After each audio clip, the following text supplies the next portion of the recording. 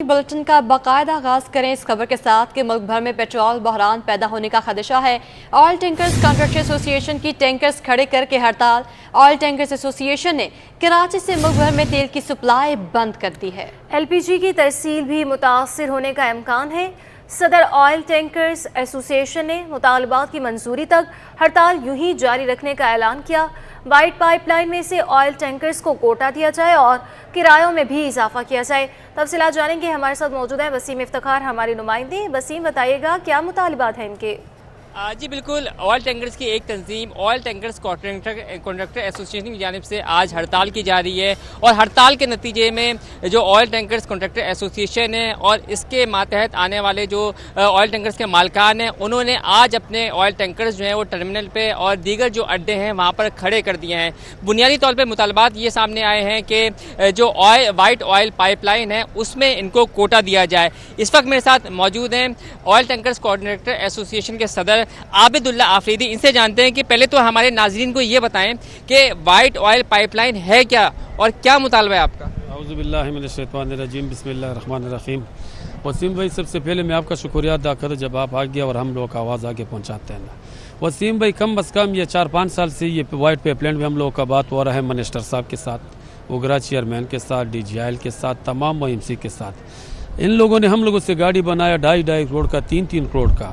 अगर इन लोगों ने पाइपलाइन का चालू करता था, इनका दिल था, हम लोगों से गाड़ी क्यों बनाया? यही गाड़ी हम लोगों ने बैंकों से किस्त पे ले लिया, किसी ने लोगों ने जेवर भेजा, किसी ने ज़मीन भेजा है, न उसका रोज़गार नहीं दे रहे। हम लोग उसको ये बोलते हैं आखिरी हम लोग के लिए 65% कोटा दी जाए रोड के लिए, ट्रांसपोर्ट के लिए, जहाँ से प्रोडक्ट ले जाता है माची की, पंजाब वगैरह KP के। यही मसला हम लोगों का है ना, और बहुत सारे मीटिंग हम लोगों का हो गया। अच्छा, ये ज़रा मुनफरिद नाम है वाइट ऑयल पाइपलाइन, ये है क्या, कहाँ से शुरू है, कहाँ तक ख़त्म हो रही है, ये ज़रा बताइए। ये वाइट पाइपलाइन यहाँ से तेल छोड़ रहे हैं पंजाब तक, महमूद कोट माची की, यहाँ से पाइपलाइन पे छोड़ रहे हैं ना, और हम लोगों के लिए रोज़गार नहीं दे रहे हमारी गाड़ी को। इसी गाड़ी से हम लोगों का घर का चूल्हा भी चल रहा है, बच्चों का रोज़ी भी चल रहा है, रोज़गार हम लोग का चल रहा है। अगर हम लोग का रोज़गार बंद करते तो हम लोग ने इसलिए लोकल भी बंद किया, सब कुछ बंद कर, पुरअमन एहतजाज होगा। हम लोग तोड़ फोड़ कर न किसी को नुकसान पहुँचाते हैं, न आवाम को नुकसान पहुँचाते हैं, न गवर्नमेंट को नुकसान पहुँचाते। हम अपना गाड़ी नहीं चलाते। आबिद साहब, आप तो हड़ताल कर रहे हैं, आपने गाड़ियाँ भी खड़ी कर दी हैं, लेकिन इसके नतीजे में जो सेक्टर्स मुतासर होंगे, बिलखुसूस आवाम परेशान होगी। जारी बात है, उनको जब पेट्रोल नहीं मिलेगा, डीजल नहीं मिलेगा तो वो परेशान होंगे। इसी तरीके मुख्तलिफ इदारे जिनको आयल आप लोग फराम करते हैं उनको नहीं मिलेंगे निजी बिजली। तो ये बताएं कि उसका जिम्मेदार कौन होगा? वसीम भाई, इस वजह से हम लोगों ने तो कम अज़ कम 3-4 साल इस बातों पे लगाया। जब भी हम लोग एहतजाज करते हैं गवर्नमेंट के खातिर, हम लोगों ने खोलते हैं दोबारा हड़ताल खोलते हैं, और आवाम की वजह से हम लोग खोलते हैं। आवाम को तकलीफ नहीं होगा। अभी जिम्मेदार गवर्नमेंट होगा जो हम लोग का मसला नहीं कर रहे हैं ना, जिम्मेदारी तो उसका होगा, हम लोग का तो नहीं है। हम लोग का अपना गाड़ी नुकसान पे तो गाड़ी हम नहीं चला सकते। अच्छा, आप ये बताएं कि किन किन इदारों को, किन किन जगहों पर आप ऑयल सप्लाई करते हैं, वो बताइएगा, और कितनी गाड़ियाँ आपकी? तमाम इदारों पे हम लोग सप्लाई करें। कम अज़ कम PSO में 20,000 गाड़ी है, इससे शेल में है, टोटल में है, और पूमा में है, सब में कम अज़ कम 22-23 हज़ार गाड़ी पूरी पाकिस्तान में। एहतजाज व हड़ताल पूरी पाकिस्तान में होगा।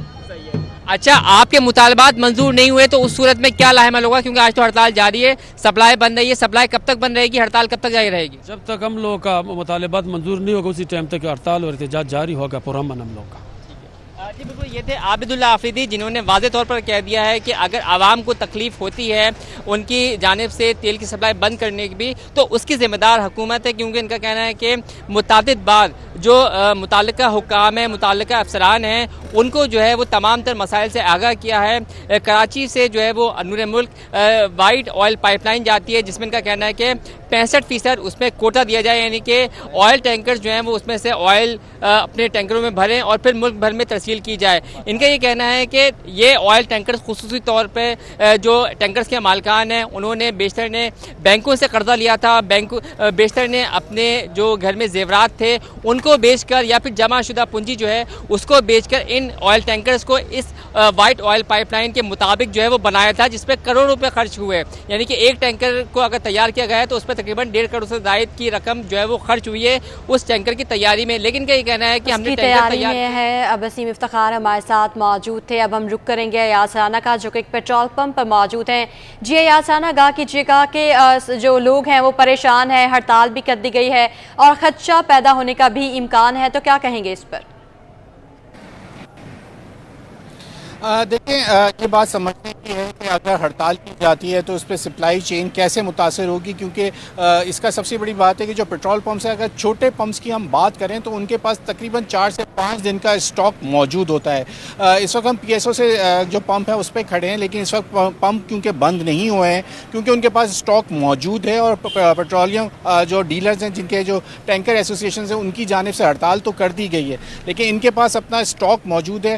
ख़ास करके अगर बात की जाए मुल्क भर में जो PSO के पंप्स हैं उनकी, तो उनके पास भी जो है ना इस वक्त अभी सप्लाई जारी है। अगर ये हड़ताल 3 से 4 दिन तक जारी रहती है तो उसके बाद खदशा ये ज़रूर है कि इसके अंदर बात जो है कि मुतासर होने का, क्योंकि मुल्क के दीगर जो पंप्स हैं वो बंद होने शुरू होंगे, तो उसके ऊपर जब इनके ऊपर लोड आएगा तो इनका स्टॉक भी ख़त्म होना शुरू हो जाएगा। साथ साथ अगर कराची से बाहर उन इलाकों की बात की जाए जहाँ सप्लाई चेन मुतासर होगी, तो यकीनन 2 से 3 दिन के बाद उनके पास भी जब रश बढ़ेगा और उसके बाद उनकी सप्लाई मुनक़ता हो जाएगी, तो उसके बाद वहाँ पर जो है वो पेट्रोल मिलना नायाब हो जाएगा और यकीनन उनको ड्राई आउट हो जाएंगे और वो बंद करना, अपने पंप्स बंद होना शुरू हो जाएंगे। साथ साथ अगर हम LPG की भी बात करें तो वो भी प्राइवेट कॉन्ट्रैक्टर्स के ज़रिए गैस की सप्लाई पंजाब में और दीगर मुल्क के हिस्सों में सप्लाई की जाती है, उसका भी बहरान पैदा होने का एक खदशा ज़रूर है। साथ साथ बात करें कि जो कॉन्ट्रैक्टर 10,000 के करीब इनके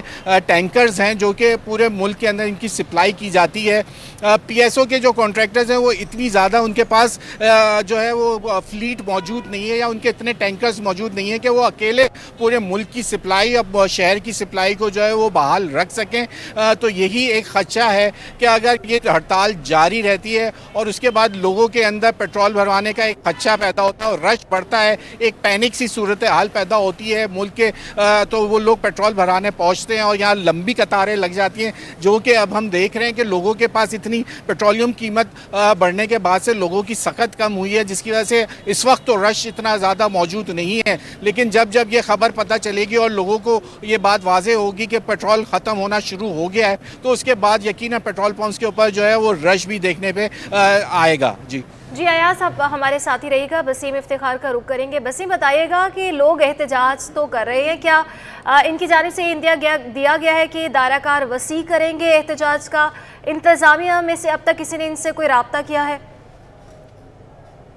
जी बिल्कुल, आबिदुल्ला आफिदी से हमारी बात हुई है। उनका ये कहना है कि हड़ताल उस वक्त तक जारी रहेगी, मुल्क में तेल की तरसील उस वक्त तक बंद रहेगी जब तक इनके मुतालबात मंजूर नहीं होते। इंतज़ामिया ने अब तक रब्ता किया है या नहीं किया है, ये जानते हैं दोबारा से आबिदुल्ला आफिदी से।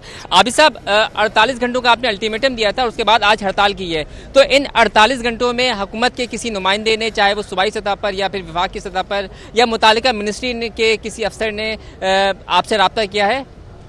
अभी तो उगरा चेयरमैन ने फ़ोन किया था, कल DGI साहब ने फ़ोन किया था और IG साहब ने भी फ़ोन किया था। मैंने कहा अगर हम लोग का मसला हल हो रहा है, हम लोग तो जानबूझ को अपना रोज़ी नहीं इसमें बंद करते हैं ना, हम लोग का मसला हल करो, फिर बाद में हम लोग बात कर लें। हड़ताल हम नहीं खोलते, जब तक हमारा मसला नहीं उसी टाइम तक हड़ताल जारी होगा। तो आपने तो अपना मौक़िफ़ बयान किया, तो इन मुताल्लिका जो मिनिस्ट्री के जो लोग थे जिन्होंने आपसे रब्ता किया है, उन्होंने क्या यकीन दहानी कराई है, उन्होंने क्या कहा? उसी ने यही कहा कि आप लोग हड़ताल खोल दो, आप लोग आज आपके साथ हम बैठते हैं। मैंने कहा 4 साल से हम लोग आ रहे हैं, 4-5 साल से यही एहतजाज हम लोग करते, तुम लोग के कहने पे हम हड़ताल खोलते, कल वापस ले रहे, फिर हम लोग का मसला नहीं कर रहे। वैसे दिन पे दिन तुम लोगों ने, आप लोगों ने हमारे लिए क्या नाम है ये मसले मसाइल तैयार किया। जब तक हमारा मसला नहीं होगा हम नहीं आएंगे इस्लामाबाद। तो आप मसले का हल किस सूरत में चाहते हैं वो बताइएगा? मसले का हल वाइट पेपर प्लान में हमें कोटा देंगे 65%, हमारी पुराना गाड़ियों एमसी ने बंद कर दिया, वो उसको इजाज़त देंगे मुकम्मल सारा जितना गाड़ी है। और किराया जात हम लोग का कम है, 100% किराया लोकल का और 50% लॉन्ग रूट का। नहीं, ये तो सही है। आपको तहरीरी तौर पे ये मसाइल का हल चाहिए या किस शक्ल में चाहिए, वो मैं जानना चाहता हूँ।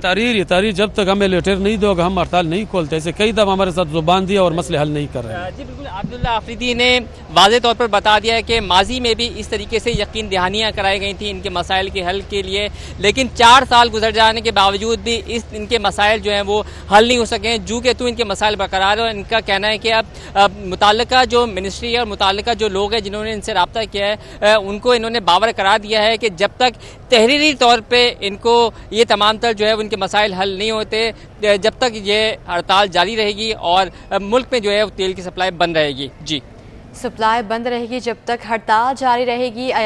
बसीम इफ्तिखार आप हमारे साथ ही मौजूद रहेगा। अब हम दोबारा से रुक करेंगे अयाज राना का।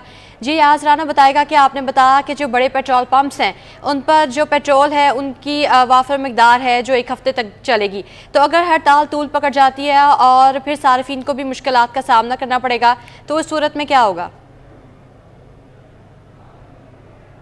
देखिए बिल्कुल गुज़िश्ता कई साल पहले भी हम ऐसे देख चुके हैं कि इस तरह की हड़तालों की कॉल दी जाती है, लेकिन पीएसओ के जो ज़ेर इंतज़ाम चलने वाले पंप्स होते हैं उनकी सप्लाई मुतासर नहीं होती। लेकिन हाँ, जो प्राइवेट जो पंप्स हैं, जो दीगर और कंपनी मार्केटिंग मुतासर होने के बाद जो है वो पीएसओ के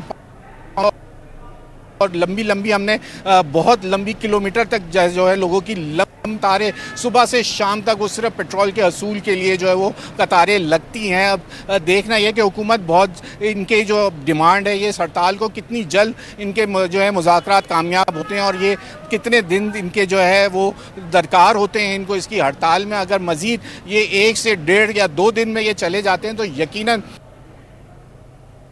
कराची समेत पूरे ये सप्लाई चेन मुतासिर हो सकती है। और उसके बाद एक बुरहानी के तो अगर बात करें छोटे बड़े पंप्स हैं उनके पास इतना वाफिर मिकदार में स्टॉक होता है कि वो 4 से 5 दिन निकाल सकते हैं, हफ्ते भर से भी ज़्यादा का स्टॉक मौजूद होता है। लेकिन बात वहीं आती है कि अगर लोगों के अंदर एक ऐसी तशवीशनाक सूरत हाल पैदा होती है और लोगों का रश बढ़ता है तो ये घंटों के अंदर भी जो है पेट्रोल पम्प हमने खाली होते हुए देखे हैं, जिसकी वजह से जो है पंप जल्दी बंद हो जाते हैं और फिर पूरे मुल्क में एक बुरानी कैफियत जो है वो बन सकती है। इंतज़ामिया को बहुत जल्द इनके साथ मुज़ाकरात करने पड़ेंगे ताकि को इनके साथ मुज़ाकरात करने की ज़रूरत है और जल्द से जल्द मुज़ाकरात कर लेने चाहिए। अयाज राना और बसीम इफ्तिखार हमें अपडेट कर रहे थे, आप दोनों का बहुत शुक्रिया। कि मुल्क भर में पेट्रोल बहरान पैदा होने का खदशा है। ऑयल टैंकर्स कॉन्ट्रैक्टर एसोसिएशन की टैंकर्स खड़े करके हड़ताल जारी है। बढ़ती महंगाई से बस ड्राइवर्स और मुसाफिर दोनों ही परेशान हैं। मुसाफिरों का कहना है कि अब बस का सफ़र भी मुश्किल हो गया। ड्राइवर्स कहते हैं कि पेट्रोल की बढ़ती कीमत के बावजूद अब तक किराया नहीं बढ़ाया। दिन भर मेहनत के बावजूद बचत नहीं हो रही, मसीद बता रही हैं इकरामा। बिल्कुल, इस वक्त मैं पब्लिक ट्रांसपोर्ट पर मौजूद हूँ और बढ़ती महंगाई से जहाँ चिंची रिक्शा ड्राइवर, बस ड्राइवर परेशान हैं, वहीं मुसाफिर भी परेशान हैं। मुसाफिर ये शिकवा करते नजर आते हैं कि किरायों में इजाफा हुआ है, जबकि कुछ मुसाफिर ये कहते हैं कि पब्लिक बसेस के जो किराए हैं उनमें बिल्कुल भी अब तक इजाफा नहीं हुआ है।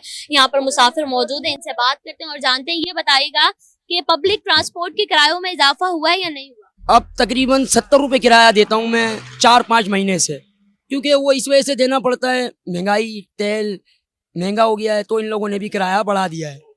ये बताएं कि अब आप रिक्शा, पहले तो हर कोई अफोर्ड कर सकता है, अब आप रिक्शा और बस अफोर्ड कर सकते हैं? अफोर्ड तो जब करे ना इंसान आमदनी हो, अफोर्ड ही नहीं कर सकता। चलो इंसान किराया कम करे तो इंसान अफोर्ड करता हुआ भी अच्छा लगे। ये तो इन्हें देखा, यहाँ पर भी बहस हो रही है किराए पर, यहाँ से बात करते हैं और जानते हैं। ये बताएगा कि किरायों में कितना इजाफा? बेटा ये तो बहुत, वो बेचारे गरीब तो और डूब जाएगा, मर जाएगा। पहले हम पता 15 रुपए दे देते, अब 40 रुपए किराया दे रहा है। बताओ 2 कदम पे 40 रुपए किराया दे रहा है। यहाँ पर मेरे साथ मुसाफिर मौजूद है और इनका यही कहना है कि पब्लिक ट्रांसपोर्ट के किरायों में इजाफा तो होता जा रहा है मगर शहरी मजबूरी के तहत जो है इसमें सफर करने पर मजबूर है। अगर बात की जाए बस ड्राइवर्स की, तो बस ड्राइवर्स का ये कहना है कि अड्डी का किराया, पेट्रोल और दीगर चीजें पूरी करने के बाद जो दिन भर की मेहनत के बाद जो इनको आमदनी मिलती है, उस आमदनी में इनके घर के अखराजात, बच्चों का किराया, बच्चों की स्कूल की फीस और दीगर अखराजात जो है वो पूरे करने मुश्किल मुश्किल हो जाते हैं। इनका यही कहना है कि इंतजामिया को चाहिए, हुकूमत को चाहिए कि पेट्रोल की बढ़ती कीमतों को कंट्रोल करें, ताकि हर गरीब तिबका, मुतवासित तिबका जो है, जो 2 वक्त की रोटी खाता था घर में सुकून से, जिन्हें अब 2 वक्त की रोटी भी जो है मुश्किल मिल रही है, वो अपने घर का चूल्हा जो है वो आसानी से चला सकें और 2 वक्त का खाना जो है इसे खा सकें। जी। बिजली की लोड शेडिंग से आवाम का जीना मुहाल। महमूदाबाद में बिजली की 10 घंटे की लोड शेडिंग से शहरी परेशान हो गए। लियारी में 10 से 12 घंटे की बिजली बंदी से इलाका मकीन बिलबिला उठे। Lines area Korangi railway colony में भी 10 से 12 घंटे की लोड शेडिंग जारी है। बिजली की तातुल से घरों के चूल्हे भी ठंडे पड़ गए। मज़ीद जानते हैं अक्सा शाहिद से। जी अक्सा, बताइएगा। और जी बिल्कुल, मैं इस वक्त महमूदाबाद KP2 के इलाके में मौजूद हूँ, जहाँ बिजली की तवील लोड शेडिंग ने शहरियों का जीना मुश्किल कर दिया है। कराची के बेशर इलाके ऐसे हैं जहाँ पर बिजली की तवील लोड शेडिंग का दौरानिया जो है वो जारी रहता है। यहाँ के इलाका मकीन हमारे साथ मौजूद हैं, उनसे बात करते हैं और जानते हैं कि मसाइल तो इनको भी वही दरपेश होंगे, लेकिन किन मुश्किलात का सामना है और कैसे हल करते हैं अपनी परेशानियों को। अस्सलाम वालेकुम बेटा, परेशानियों का ये हाल है कि 6 से 8 घंटे 24 घंटे में बत्ती जाती है। जिस ज़माने में पीले बल्ब जलते थे 100 वाट के, उसके बदले 10 सेवर जल सकते हैं। 4 घंटे लाइट जलाता है इंसान, उसके बाद में लाइट नहीं, सिर्फ 2 पंखे चलते हैं। बिल 8-10 हज़ार, 15-15 हज़ार, 20-20 हज़ार रुपये के आ रहे हैं। और उसके पीछे पलट के देख लो तो 121 तरह के टैक्स लगे हुए। ये किस खुशी में लगेगा, हमें ये आज तक नहीं समझ में आया। बिल्कुल यकीनन जो है वो तवील लोड शेडिंग का दौरानिया जो है वो यहाँ पर जारी है। शहरी परेशान हैं, बिजली इतनी महंगी हो गई है कि इनको शदीद जो है वो अजियत का सामना है। इतनी बिजली कैसे बिल भरें और किस तरह से जो है ये लोग गुजारा कर रहे हैं। गरीब आवाम है, तंग गलियाँ हैं, तपती हुई धूप है और उसमें बिजली की लोड शेडिंग नहीं है। हुकूमत से ये अपील कर रहे हैं कि बिजली की फरहमी को जो है वो यहाँ पर यकीनी बनाया जाए। शहरियों की मिसाल के हवाले से ही बात करें और आपको बताएं कि शहर कायद के बासी बुनियादी सहूलतों से महरूम है। करंगी स्कीम 33 के रिहायशी को गैस की गैर एलानी लोड शेडिंग ने परेशानी में मुब्तला कर दिया। इलाका मकीन होटलों से खाना लाने पर मजबूर हैं। मज़ीद जानते हैं अपने नुमाइंदा राबेल अशरफ से।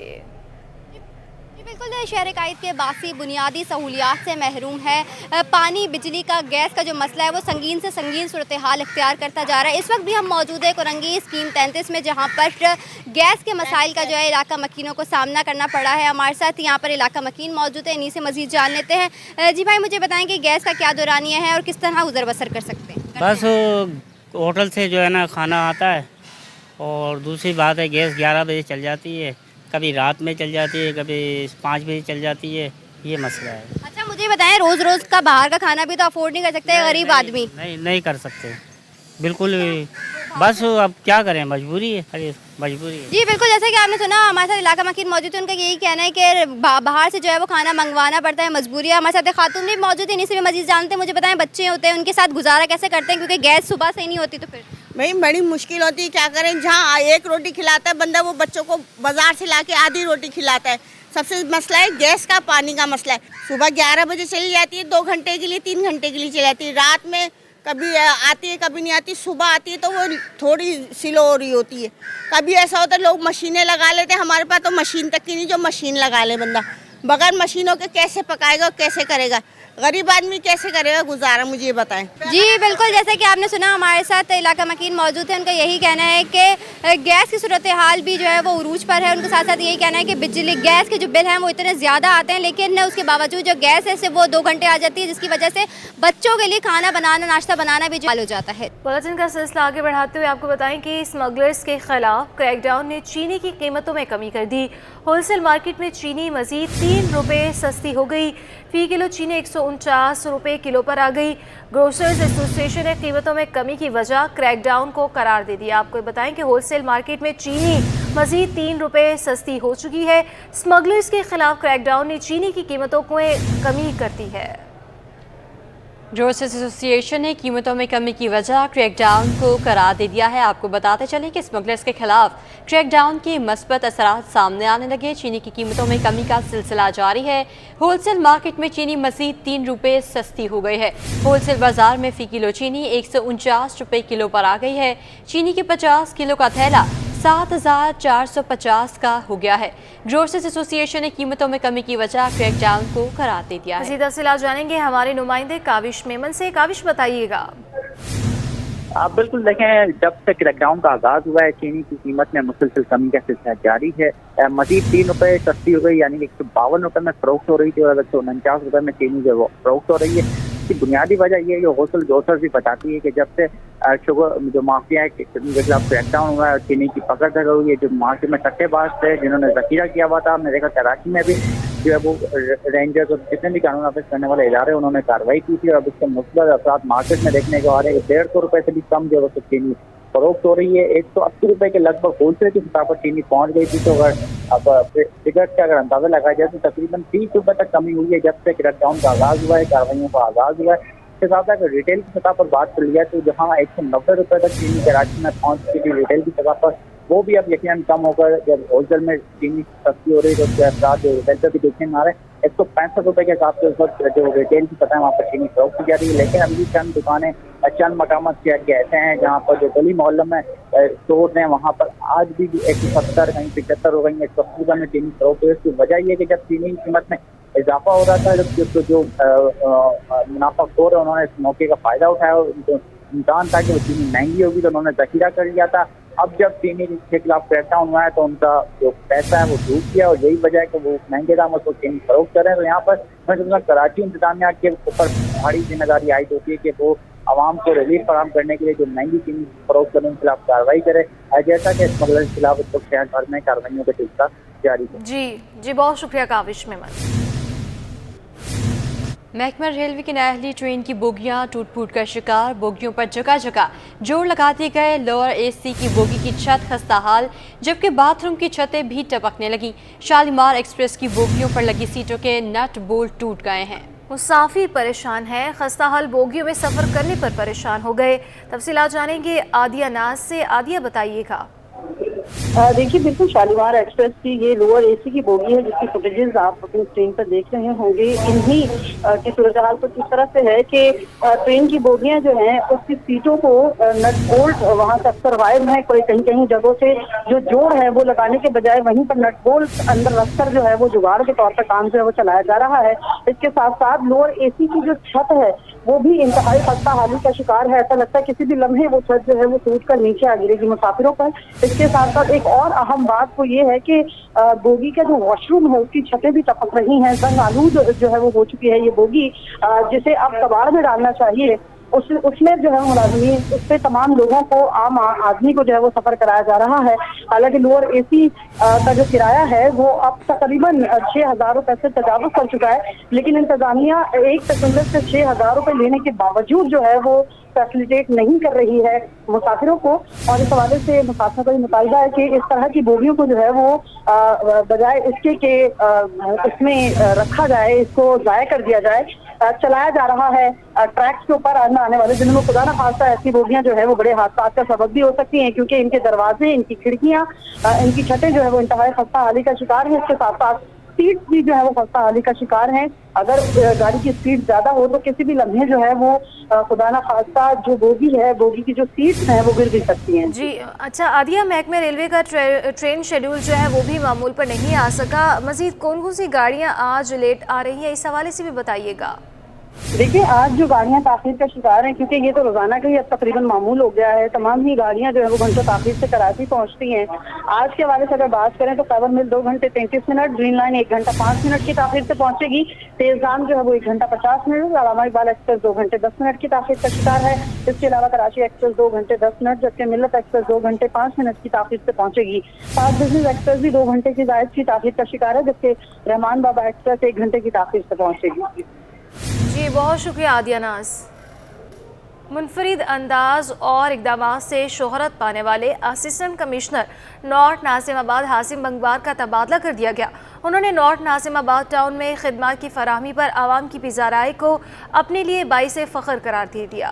बोले कि दोबारा मौका मिला तो आवाम की खिदमत के सिलसिले को वहीं से शुरू करूँगा। उन्होंने मज़ीद क्या कहा, आपको सुनाते हैं। अस्सलामुअलैकुम, उम्मीद है आप सब ठीक ठाक हैं, खैरियत से हैं। तो बस मैं आपको थोड़ा अपडेट करना चाह रहा था। With this new shuffle, I have been transferred from North Nasimabad, and I just wanted to thank everybody. Thank you to my team, my colleagues, my seniors. Thank you so much for your support. A very big thank you to the public and the residents North Nasimabad के आपने इतना प्यार दिखा, इतना support दिया। Thank you so much. It was a true honor serving you, North Nazimabad, the public of North Nazimabad. It was a true honor. And I'm forever grateful. And until next time, thank you. Karachi water and sewerage corporation के retired और हाजी service मुलाजमीन के वाजुबा का हुजम 3 अरब से बढ़कर 6 अरब रुपए हो गया है। मज़ीद तफ़सीलात जानेंगे रिजवान अहमद से। जी बिल्कुल, सिटी 21 एक मरतबा फिर बना है मजलूमों की आवाज़, और वो मजलूम ताल्लुक़ रखते हैं Karachi water and sewerage corporation से, जो कि हाजिर सर्विस मुलाजमीन की बात की जाए या रिटायर्ड मुलाजमीन की वाजिबात की बात की जाए, किसी को कुछ नहीं मिल रहा था। और इसी मसले को उजागर किया सिटी 21 ने। CBA जो मुत्तहिदा वर्कर्स फ्रंट जो कि Karachi water and sewerage corporation के चेयरमैन हैं इरशाद खान, वो हमारे साथ मौजूद हैं। इनकी जानिब से इस मसले को उठाया गया था, जिसके बाद वाटर कॉरपोरेशन की इंतज़ामिया की जानिब से जो है इनको तलब किया गया। एक मीटिंग हुई है, क्या उसके नताइज निकले हैं, कितना उससे मुलाजमीन को, हाजिर सर्विस मुलाजमीन को और रिटायर्ड मुलाजमीन को फ़ायदा होगा, ये इनसे जानते हैं। बहुत शुक्रिया इरशाद साहब। फरमाइएगा, मीटिंग तलब की गई, उसके नतीजा क्या अखज़ करें हम? जी रिजवान साहब, हमें इंतज़ामिया ने जो है मदऊ किया था। COO असदुल्ला खान साहब से हमारी जो है वो मीटिंग थी और पूरी CBA हमारी उसमें मौजूद थी। उसमें हमने 1 पॉइंट एजेंडा रखा कि मुलाजमीन की वाजिबात किस तरह से अदा की जाए। एक तो हमने उन्हें बताया कि जी स्क्रैप बेचा जाए, दूसरा चीज़ ये है कि 6 महीने के लिए जो है वो ठेकेदारों की पेमेंट बंद की जाए, इसलिए कि एक सिस्टम जो है मुतवातिर से चल रहा है। मुलाजमीन जो है अपने फ़ंड, पेंशन, LPR के लिए जो है परेशान है, और वो सिस्टम जो है लगातार चल रहा है। उसमें जो है ना करोड़ों रुपए की जो है रकम दी जा रही है और डमी फाइलों पे जो है ना वो रकम दी जा रही है। देखिए जी, हमने तो कहा है कि एक बड़ी ख़तीर रकम जो है वो लाई जाए, क्योंकि ये 10-10, 5-5 करोड़ रुपए में जो है मुलाजमीन जो है वो नहीं क्लियर हो रहे। जाहिर सी बात है, हमने कहा है कि तकरीबन 2-2.5 अरब रुपए का स्क्रैप पड़ा हुआ है, इसको बेचें। सिंध गवर्नमेंट पे हमारे वाजिबुल अदा कुछ रकम है, वो उनसे ले लें, नहीं तो सिंध गवर्नमेंट से ग्रांट ले लें। और अगर अभी इस वक्त तक जो है इंतज़ामिया जो है वो खामोश है और सुन हुई है, शायद सत्तू पी के सो रही है, लेकिन मैं उनको बता दूं कि हम खामोश नहीं रहेंगे। इस मसले पे अब हम सीरियस हैं, मैदान में आ गए हैं, और अल्हम्दुलिल्लाह अगर नहीं उन्होंने सुनवाई की तो हम दमादम मस्त कलंदर करेंगे। मैं उनको 2 टोक अल्फाज में बता चुका हूं कि हम एहतजाजी मुजाहरा भी करेंगे और तालाबंदी भी करेंगे। इंशाल्लाह MD ऑफिस को बंद करेंगे। बिल्कुल, Irshad Khan chairman CBA Muttahida workers front Karachi water and sewerage corporation कह रहे थे कि सब्र का पैमाना अब लबरेज हो चुका है। जायज़ तरीके से मुतालबात जो है वो पेश कर दिए हैं Karachi water and sewerage corporation की इंतज़ामिया को। अगर जायज़ मुतालबात को हल ना किया गया तो फिर हर हरबा इस्तेमाल किया जाएगा अपने जायज़ मुतालबात को मनवाने के लिए। जी आगे बढ़ें और आपको बताएं, सिंध काबीना में तौसी तातुल का शिकार है। आम वज़ारतों के कलमदान निगरान वज़ीर आला के पास हैं, इत्तला ट्रांसपोर्ट की वज़ारत वज़ीर आला के पास हैं, जबकि ज़राअत इंफॉर्मेशन टेक्नोलॉजी का कोई भी वज़ीर नहीं है। खजाना और मनसूबाबंदी की वजारतें यूनुस झागा से वापस ले ली हैं। तफसीलात क्या हैं जानेंगे, आजिज़ जमाली हमारे साथ मौजूद है। आजिज़ बताइएगा इस हवाले से। जी हाँ, देखें 1 महीने से ज़्यादा अरसा हो गया है सिंध काबीना को, निगरान सिंध काबीना को, लेकिन सिंध काबीना अभी भी अपनी रफ्तार में नहीं आ सकी है, जिसकी एक बड़ी वजह यह है कि काबीना की अहम वजारतें अभी भी खाली पड़ी हैं और 10 से ज़ायद वजारतें जो हैं निगरान वज़ीर आला के पास हैं, जिसमें ज़राअत की वजारत है, इत्तलात की है, ट्रांसपोर्ट की है, IT की है। अभी 2 वजारतें यूनुस झागा से वापस ली गई हैं, ख़जाना और प्लानिंग एंड डेवलपमेंट की वजारत है। उसके अलावा और भी वजारतें हैं जो खाली पड़ी हैं।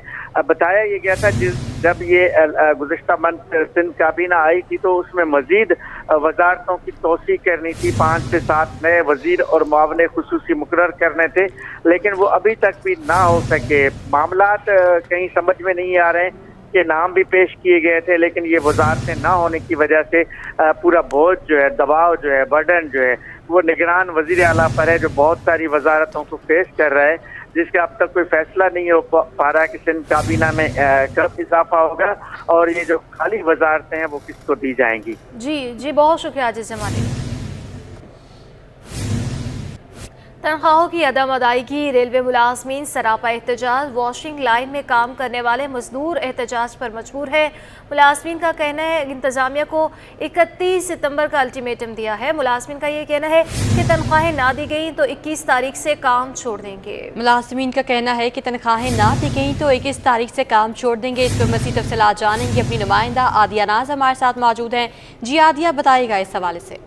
देखिए, ये मामला है तनख्वाहों की अदम अदायगी का। गुज़िश्ता तकरीबन 1.5 साल से ज़्यादा का अरसा बीत गया है कि रेलवे के जो मुलाजमीन हैं उनकी तनख्वाहें बर वक्त नहीं दी जाती हैं। कैटेगरी बी, सी और डी के जो मुलाजमीन हैं उनकी तनख्वाहें 1 माह ताख़ीर से आती हैं और इस दफ़ा भी 18 तारीख हो गई, लेकिन अभी भी मुलाजमीन जो है वो तनख्वाहों से महरूम हैं।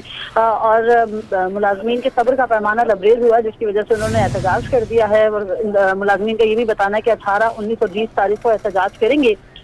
इस दौरान अगर तनख्वाह आ गई तो ठीक, अदरवाइज 21 सितंबर को जो है वो काम रोक देंगे।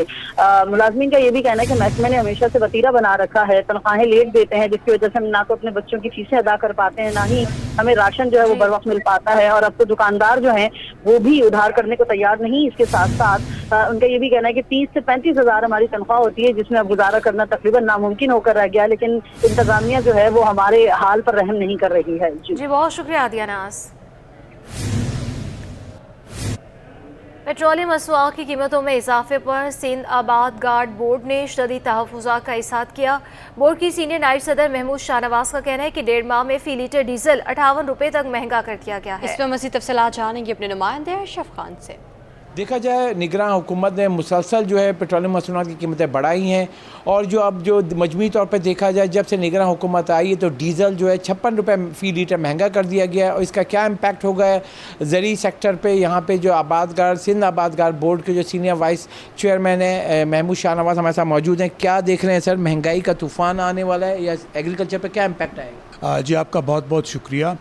सबसे पहली बात यह है कि ज़राअत एक ऐसा शोबा है जिसके ऊपर एक डायरेक्ट इम्पैक्ट पड़ता है, एक इनडायरेक्ट इम्पैक्ट पड़ता है। डायरेक्ट इम्पैक्ट ये पड़ता है कि ट्रैक्टर्स के ऊपर बड़ा हैवी ऑपरेशन होता है जो ज़मीन की मेकिंग में वो काम करते हैं और वो फसलों से कोई 6-8 महीने पहले काम कर रहे होते हैं, तो बहुत बड़ी एक फ्यूचर आपको आगे की इन्वेस्टमेंट करनी होती है। तो ये जो एक होशरुबा इजाफा है, पूरी हमारी कौम उससे एक अफेक्टेड है। लेकिन जाहिर सी बात है ज़राअत में उसका इम्पैक्ट मेरी नज़र में सबसे ज़्यादा पड़ता है। बीज लगने से पहले का ख़र्चा पिछले साल 1.5 साल में कोई 2.5 गुना बढ़ गया है, कॉस्ट ऑफ प्रोडक्शन। अच्छा महमूद साहब, अगर हम देखें जैसे कि गंदम की बात करें, हम चावल की बात करें, दीगर अजनास की बात करें जिसकी एग्रीकल्चर सेक्टर में जब हम पैदावार लेते हैं, तो डीज़ल महंगा होने से आप क्या समझें इसकी कीमतें मज़ीद कितनी बढ़ जाएंगी? देखें, आपको ऑलरेडी इस वक्त क्या नज़र आया? आपको ये नज़र आया है कि जो पुरानी चीनी आपके पास सस्ती बनी हुई वो अगले भावों को देखे वो ऑलमोस्ट दुगनी हो गई है। 80-90 से लेके 160, 70, 80 के बीच में चीनी बिक रही है। आटा देख ले, 1 साल में नहीं, पिछले 2 साल में ये 50-60 रुपए से जैसे बढ़ना शुरू हुआ है तो इस वक्त आपका 140, 50 और 60 रुपए में ये आटा बिक रहा है। तो जाहिर सी बात है इन सारी कॉस्ट ऑफ बाकी चीज़ें अगर एक्सपोर्ट होती हैं चले वो एक्सपोर्ट हो जाएंगी, लेकिन जो हम यहाँ पे स्टेपल फूड खाते हैं वो चीज़ें तो इस वक्त आपकी गंदम की कीमत 15-16 रुपए से बढ़ के 100 से बढ़ के इस वक्त 4,000 रुपये और आजकल की कॉस्ट ऑफ प्रोडक्शन के हिसाब से ये 4,000 रुपये में भी काश्तकार को वारा नहीं खाएगी।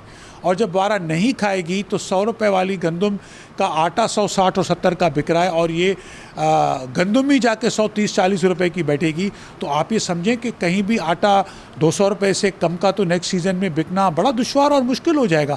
जी, जैसे कि आपने सुना शदीद खदशात का इज़हार किया और कहा है कि जो डीज़ल और दीगर जो अजनास की कीमतें उसका मनफी असरात मरतब करेगा, जैसे कि गंदम हो जो पैदावार होती है उन सब की कीमत मज़ीद बढ़ जाएगी। अगली फसल जो लगेगी उसकी कीमत किसी सूरत जो है पैदावारी लागत कम नहीं होगी, उससे मज़ीद इजाफा होगा। और ये भी निगरान सेटअप से ये मुतालबा किया है कि जो फैसले किए जाएँ वो जो सूरत हाल को मद्देनज़र रख के किए जाएँ ताकि आवाम पर ज़्यादा बोझ मुंतकिल ना हो। खबर शामिल करें खेल के मैदान से और आपको बताएं कि KCCA स्टेडियम नॉर्थ नाज़िमाबाद में कौमी अंडर-19 क्रिकेट टूर्नामेंट का आगाज़ हो गया है। कराची और फाटा की टीमें मद्दे मुकाबिल हैं। मज़ीद बताएंगे हमारे नुमाइंदे जावेद इकबाल। जी मैं मौजूद हूँ KCCA स्टेडियम नॉर्थ नाज़िमाबाद में, जहाँ पर कौमी अंडर-19 क्रिकेट टूर्नामेंट का आगाज़ हो गया। कराची और फाटा की टीमें मद्दे मुकाबले हैं। मेरे आँख में आपको नज़र होगा। हमारे साथ मौजूद हैं कराची सिटी क्रिकेट एसोसिएशन के सेक्रेटरी जावेद अहमद खान साहब। जावेद साहब, किस तरह देखने कितना हौसला अफजा कि अब कराची में बड़े मुकाबले एक बार फिर शुरू हुए हैं और आप लोगों ने टूर्नामेंट्स की बहुत ज़्यादा मैचेस शुरू कर दिए हैं, यानी हर लेवल पे क्रिकेट हो जाए, अंडर 13, 16, 19 जैसे पहले होती थी। जी हाँ, ये एक बड़ा अच्छा टाइम आया है कराची के लिए कि इतने दिनों से हॉल्ट का शिकार थी, कोई क्रिकेट ग्रास रूट लेवल पे नहीं हो रही थी। तो अभी पूरा अंडर 13 हमने कंप्लीट किया, जिसकी अभी पिछले दिनों ओपनिंग सेरेमनी हुई थी, और अब next Monday, the following Monday under 16 शुरू हो जाएगी, उसकी स्क्रूटनी वीकेंड्स पे, सैटरडे संडे मंडे। तो इंशाल्लाह आप देखिएगा कि ये जो टूर्नामेंट ग्रास रूट शुरू हुआ है, इसके रिज़ल्ट्स आपको 1-2 साल में आना शुरू हो जाएंगे। कि बच्चों में जो मैंने जोश व खरोश देखा है, हर जोन में अंडर 16 में 400-500 बच्चा आया है, जोन 7 में, जोन 2 में। तो ये जोश व खरोश देखते हुए ख़ास तौर पे उनके पेरेंट्स जिस तरह से अपने बच्चों के साथ इन्वॉल्व हैं, मैंने उस दिन अपनी स्पीच में भी कहा था कि बच्चों इस उम्र में माँ बाप का, पेरेंट्स का बहुत ज़्यादा ज़रूरी है कि उनको सपोर्ट करें। अदरवाइज़ इतनी कम उम्र में बच्चे इतनी दूर दूर ग्राउंडों पे नहीं जा सकते। तो मैं समझता हूँ कि आइंदा आने वाले दिनों में बहुत कराची के लिए हमारी ग्रास रूट क्रिकेट बड़ी मुफीद साबित होगी। कराची में जिस तरह बैट्समैन निकले हैं तारीख साथ, वो तमाम के तमाम सीमेंट पिचेस से निकले। तो हमारा पहला जो है प्रोग्राम यही है, हमने हर जोन के 7 जोन के सुदूर से ये कहा है कि आप अपने इलाके में जाएं और लोकेट करें लोकेशन, हम लोग जाके KMC से उसका एग्रीमेंट कराएंगे ताकि उस हर जोन के लिए अपना एक ग्राउंड हो जाए, और विद एग्रीमेंट। ये नहीं है कि हम डेवलप करें और फिर कोई आके हमें बाहर कर दे। तो ये अभी हमने मीटिंग में भी बात की, और इंशाल्लाह इसी तरीके से आगे जाके हर जोन मालिक होगा अपने एरिया में। बहुत शुक्रिया जावेद साहब। सुना आपने, जावेद अहमद खान बताया था, कोशिश यही कि खिलाड़ियों को ग्राउंड दस्तयाब हो, और KCC का अपना हर जोन में ग्राउंड हो, 7 जोन में 7 ग्राउंड हो। इनके लिए कह रहे हैं कि कोशिश जारी है, उन्हें उम्मीद है कि ये जो मार्क है वो जल्दी अबूर कर लेंगे। जी।